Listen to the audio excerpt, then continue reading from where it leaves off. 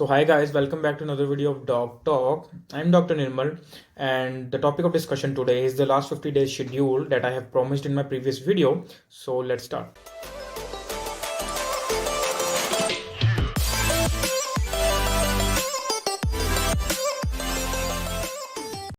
Let's discuss what the three things we will be discussing in this video. The very first thing we will be discussing will be tips and the strategies for the schedule that you will be executing after I will give you. Okay, and if you have written already, those tips and strategies will help you to execute the schedule properly. Then we will be talking about the everyday schedule for Neetpg 2022, how your ideal day should look, and then we will be talking about the sample schedule for rapid revision users. Now the sample schedule will be of the 50 days that is left from tomorrow onwards. So I think this will be a very interesting video. Please watch it till the end. So let's start. Now the tips and strategies, the very first tip is to start with retrospective charting. Now what does retrospective charting means? That you should be charting your days from the previous days. 12th, 11th, 10th, 9th, 8th, 7th, 6th, 5th, 4th, 3rd, 2nd March. Now start from the end days. You will know how much time you have in your present days. Okay.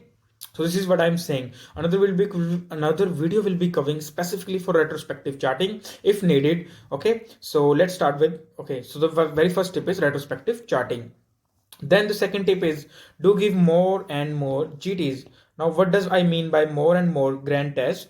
That if you give at least 4 to 7 grand tests, it will motivate you. Okay, and I have specifically created a playlist regarding the same, the grand test playlist. You can surely check it if you have any problem regarding the grand test, and you can make 7 to 10 days a single grand test day. Okay, from 7 to 10 days you should give one grand test. So give more and more grand tests, at least 4 to 7 grand tests in those 50 days that is coming, and you should give one grand test every 7 to 10 days.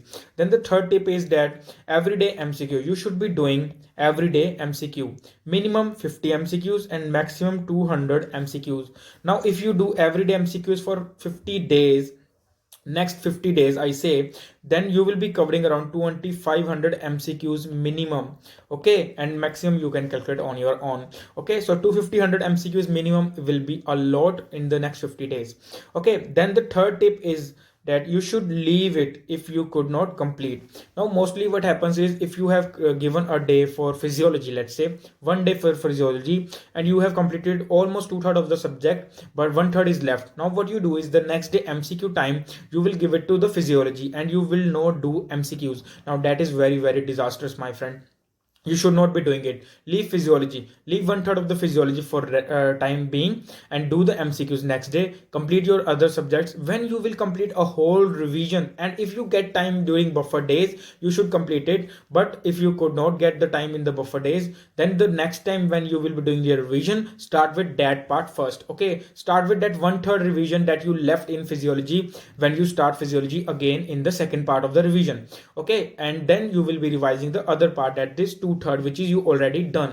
Okay, if you will leave it now, then only you can again do it. If you will be compromising the MCQ time, it will be very disastrous, because MCQ is very vital for your preparation.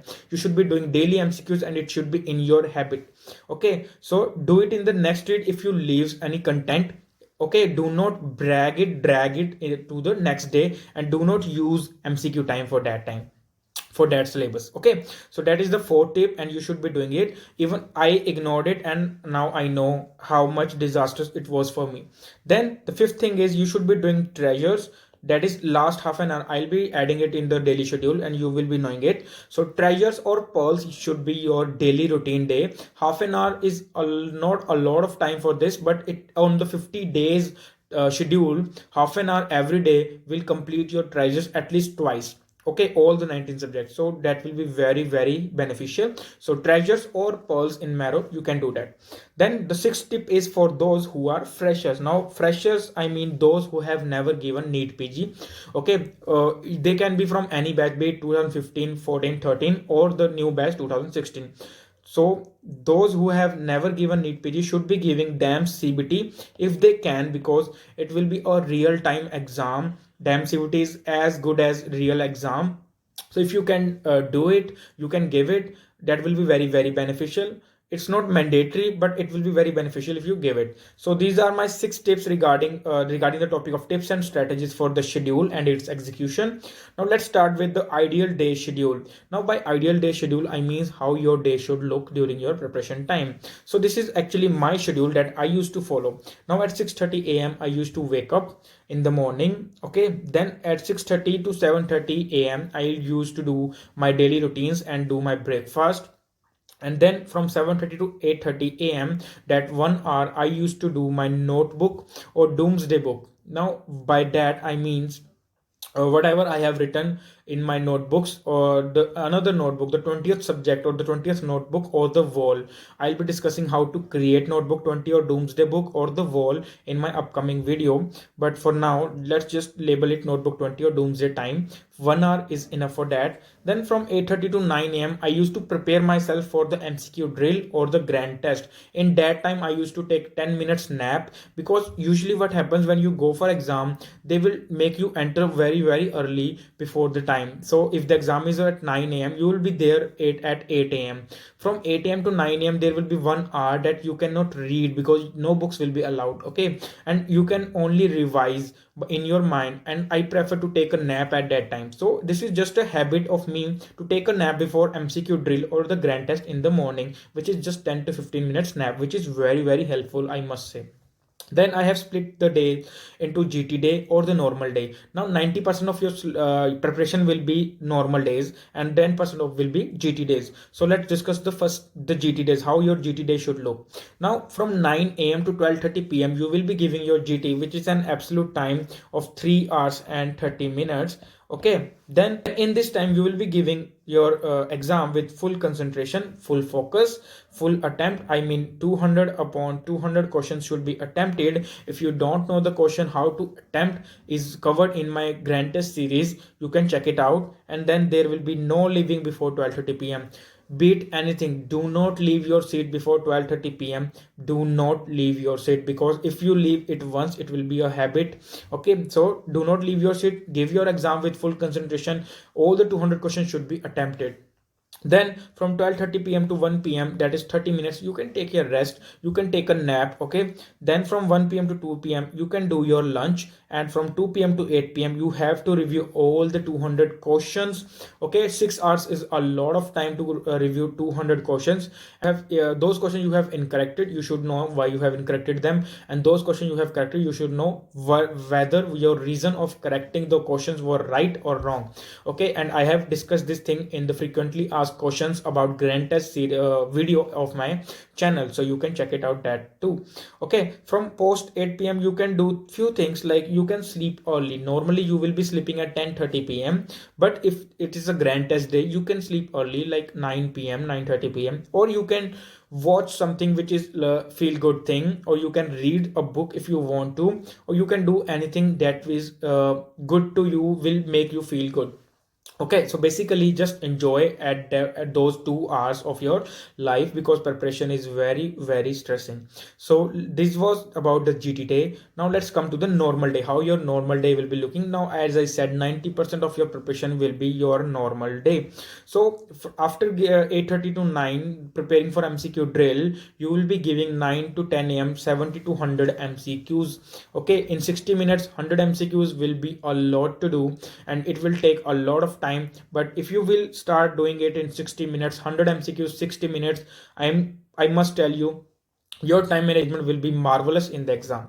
So 9 to 10 a.m. 70 to 100 MCQs you can do. You can stretch 10 a.m. to 10:30 a.m. also, but you have to complete minimum 50 questions.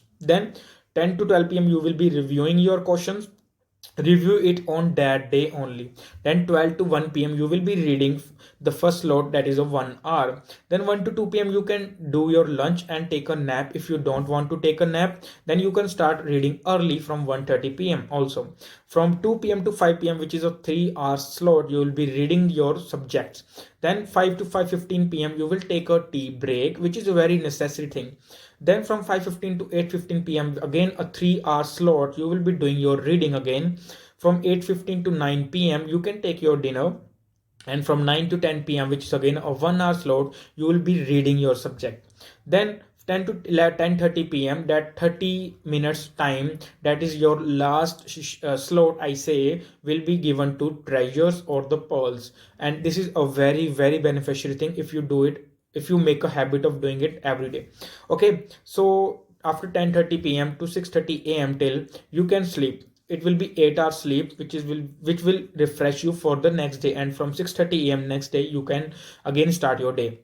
So basically, if we say study hours will be around 8 hours in this, and MCQ will be of 3 hours, and treasure will be of 30 minutes, plus extended 1 hour of the notebook 20 reading or the wall reading. So basically we'll be studying 11 plus 30 minutes, which is like around 12 hours plus 12 plus hours everyday study will make the Neetpg very very easily crackable for you. I guess that's the ideal day schedule, okay, for you. If you can follow it, please follow it. If you have your schedule, do follow it. If you want to adjust this schedule according to yourself, you can do that. And if you need any help regarding that, you know how to contact me on my Instagram. The link will be given in the description. Okay, so this was about the second thing I want to discuss, the ideal day schedule. Now let's come to the sample schedule for those who are using rapid revision 3.0, 2.0, or those who have completed their course at least 3 to 4 times, full course I mean. So in this schedule we will be giving two revisions, okay, two revisions in 50 days, four grand tests in 50 days, covering 200,000 to 8,000 of the MCQs, doing 19 subjects, treasures as well as pearls. Okay, one thing, treasure or pearls if you are doing marrow or preparator respectively. So two revisions for grand test, 2000 to 8000 MCQs and 19 subjects, treasures or pearls. So what is this schedule? Let's discuss this one. Now if we come to the January, now today is 21st of January, and I will be giving schedule from 22nd of January. On 22nd, 23rd and 24th, physiology and pathology can be done in 3 days. Then 25th to 26th January you will be doing medicine, 27th January you will be doing pediatrics, 28th you will be doing biochemistry, 29th to 30th you will be doing pharmacology, anesthesia and psychiatry. Now these are two short subjects and one brief subject, okay, you can do. Then on 31st you will be giving your first grand test. Okay, now first grand test will be on 31st according to my schedule. Then February will start, and the 1st February you will be doing radiology, 1 day for radiology. On 2nd February you will be doing eye. Now I require only and only half day, but I have given it because full day, because it will be acting as a buffer. Half day will be buffer and half day will be eye. Those subjects that you will be leaving for the next read, you can complete it here only. Then anatomy will be giving 3 to 4th February. On 5th of February, you will be doing orthopedics 1 day. On 6th, again, ENT does not require a full day. I have given full day, just half day for buffer and half day for ENT. If you did not complete anything in the eye buffer, you can complete it in the ENT buffer. Then 7th and 8th February is for micro and dermatology. 9th is for PSM. And then on 10th of February, you will be giving your second grand test. On 11th of February, you will be doing OBS and gynae. Then on 12th, you will be doing forensic medicine. And 13th and 14th, you will be doing surgery.